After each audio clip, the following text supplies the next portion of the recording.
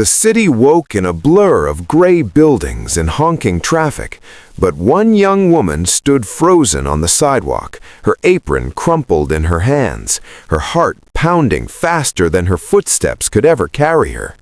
She had been late, again, and today that mistake would cost her everything: her job, her security, her life as she knew it.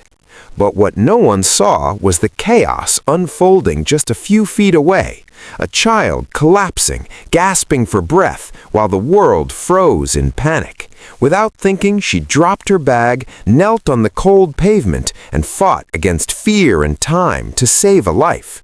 Little did she know, the boy she was risking everything for was the son of the billionaire who had just fired her.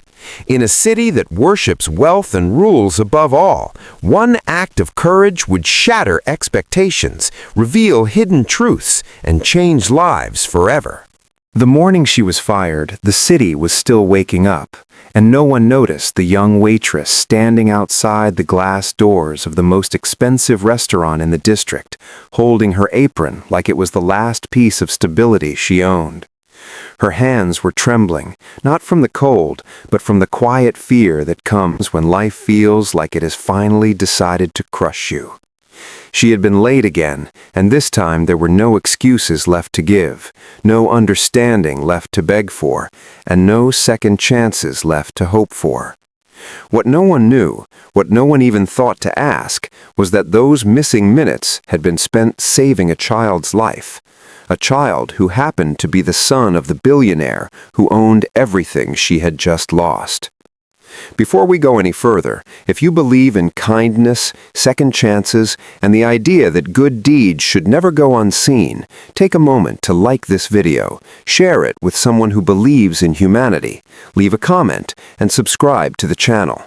Your support keeps stories like this alive. Her name was Elena, and she had learned early in life that survival did not care about fairness. She was 26 years old, working double shifts at a high-end restaurant where crystal glasses reflected wealth she would never touch, and smiles were mandatory no matter how heavy your heart felt. She lived in a small, aging apartment with peeling paint and a broken heater, caring for her younger brother after their mother passed away. Every paycheck was already spent before it reached her hands, divided between rent, school fees, groceries, and the quiet emergencies that poor people never talk about because they happen too often to explain. Being late was not something Elena ever did lightly. She woke before sunrise every day, took 2 buses, and walked the final stretch to save money. But that morning, everything changed on a cracked sidewalk near a busy intersection. She heard a scream, sharp and panicked, and saw a small boy collapse near a stopped car, while adults froze in confusion. Elena dropped everything without thinking. Her bag fell, her phone skidded across the ground, and time seemed to narrow into a single purpose. She knelt beside the child, her hands shaking but her mind clear, remembering first aid lessons she once took when her brother was sick. The boy was struggling to breathe, his face pale, his body frighteningly still. Minutes passed that felt like hours. Traffic horns blared, people shouted for help, and someone called an ambulance. Elena stayed on her knees the entire time, ignoring the clock, ignoring the fact that her shift had already started, ignoring the reality that being late meant risking her job. All she saw was a child who needed help, and a world that felt suddenly fragile. When the paramedics arrived, she stepped back quietly, her clothes stained, her heart pounding, and her mind already calculating the consequences she would face. By the time she reached the restaurant, breathless and shaken, the damage was done. The manager did not ask why. The manager did not notice her pale face or trembling hands. The rules were clear, and Elena had broken them one too many times. She was fired with rehearsed indifference, escorted out as if she were a liability rather than a human being. She did not argue, she did not cry. She simply nodded, thanked them, and walked away, because dignity was the last thing she could still afford. What Elena did not know was that the boy she saved was lying in a private hospital room at that very moment, surrounded by machines, doctors, and a father who had more money than he could ever spend, but would have traded all of it to turn back time by a single hour. The father's name was Victor Hale, a billionaire whose name opened doors, silenced rooms, and commanded fear and admiration in equal measure. He was a man who controlled industries, influenced governments, and lived in a world where problems were solved with money. Yet, as he sat beside his unconscious son, money felt completely useless. Victor had not been there when his son collapsed. He was in a meeting, finalizing a deal worth millions, when he received the call that shattered his sense of control. His son had suffered a sudden medical emergency, and if not for the quick actions of a stranger, the outcome could have been tragic. The doctors told him the truth plainly. Someone had intervened early enough to stabilize the boy before emergency services arrived. Someone without medical training, without obligation, without reason, other than instinct and compassion. Victor listened in silence, his jaw tight, his hands clenched. He demanded to know who this person was, how to find them, how to thank them, but no one had answers yet. The only clue was a phone number the boy had clutched during the chaos, saved under a simple name that confused everyone who saw it. The name was Dad. The days that followed were some of the hardest Elena had ever known. Without her job, the fragile balance she maintained collapsed quickly. Bills piled up, groceries became smaller, and sleep turned restless. She searched for work everywhere, but rejection followed her like a shadow. Employers wanted flexibility, perfect attendance, and cheerful resilience, none of which life had given her lately. Still, she kept going, because her brother needed her, and giving up was never an option she allowed herself. At the same time, Victor Hale became obsessed with finding the stranger who saved his son. He reviewed security footage, questioned witnesses, and pushed his staff relentlessly. This was not about gratitude alone. It was about a debt he could not ignore.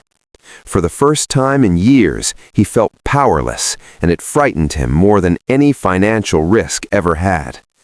His son slowly recovered, and with each improvement, Victor's determination grew stronger.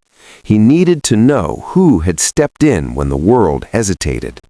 The breakthrough came unexpectedly. A nurse noticed the phone still logged in the boy's belongings, and the saved contact caught Victor's attention. The number labeled Dad did not belong to him. Confused, he ordered the number traced. Within hours, the truth surfaced, and it left him stunned. The number belonged to a young woman with no connection to his family, no wealth, no influence, a waitress, recently fired. Victor felt something shift inside him, something unfamiliar and deeply uncomfortable. The woman who saved his son had lost her livelihood on the same day. While he had returned to a life of comfort and private doctors, she had returned to uncertainty and fear.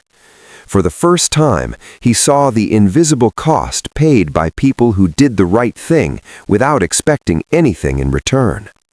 Elena was at home when the call came, sitting at a small table, calculating how long her savings would last. When she answered, she expected another rejection, another polite dismissal. Instead, her world tilted in a way she never could have imagined.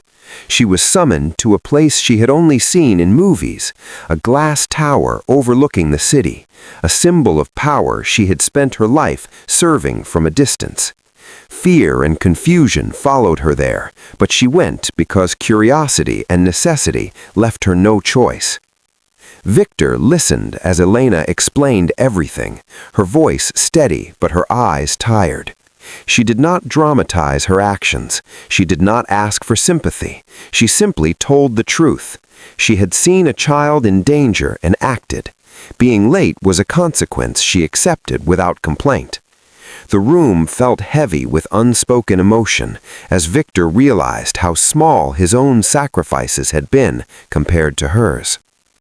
What followed was not instant forgiveness or a dramatic gesture meant for applause. It was something quieter and more meaningful. Victor apologized, not as a billionaire, but as a father who understood loss. He acknowledged the unfairness she had endured and the courage she had shown. And then he did something that would ripple far beyond that room. He reinstated her job with full back pay, but that was only the beginning. He offered her a new position, one that valued her character as much as her work ethic. More importantly, he used his influence to change the policies that had punished compassion instead of honoring it. Emergency flexibility, support systems, and humane scheduling became part of the company culture, not as charity, but as responsibility. Elena's life did not transform overnight into a fairy tale, but stability returned, hope returned. Her brother smiled more. The weight on her chest slowly lifted. She remained humble, grounded, and quietly proud, knowing that doing the right thing had nearly cost her everything, but ultimately gave her something far greater than money. Time passed, and the story spread quietly through the company and beyond. It was not framed as a miracle, but as a reminder. Employees spoke differently to one another. Managers paused before punishing. People remembered that rules should serve humanity, not erase it. Victor watched these changes with a sense of humility he had never known, understanding that leadership was not about control, but about accountability. Elena never sought recognition. She continued to work hard, helping others whenever she could, carrying the same quiet strength that had guided her that morning on the sidewalk. She visited the boy once, seeing him healthy and laughing, and felt a peace that words could not describe. She did not need thanks. Seeing him alive was enough. Near the end of the year, Victor shared the story publicly, not naming Elena at first, but emphasizing the lesson. Compassion does not announce itself. It arrives quietly, often inconveniently, and asks us to choose between comfort and conscience. He credited a stranger for teaching him that wealth means nothing if it cannot protect what truly matters. If this story touched your heart, if it reminded you that kindness still exists in a world that often feels harsh, please take a moment to like this video, share it with someone who needs hope, and subscribe to the channel so more stories like this can be told.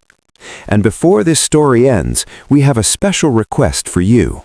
Please comment below and tell us one moment in your life where kindness changed everything for you. Your words may inspire someone who feels invisible right now. Elena's story did not end with applause or headlines. It ended with quiet mornings, steady paychecks, a safe home, and the knowledge that her humanity mattered. And somewhere in the city, a father tucked his son into bed each night, grateful for a stranger who chose compassion over convenience. In a world driven by power and profit, one small act of courage proved that the most valuable things are still measured in heartbeats saved, lives changed, and kindness remembered.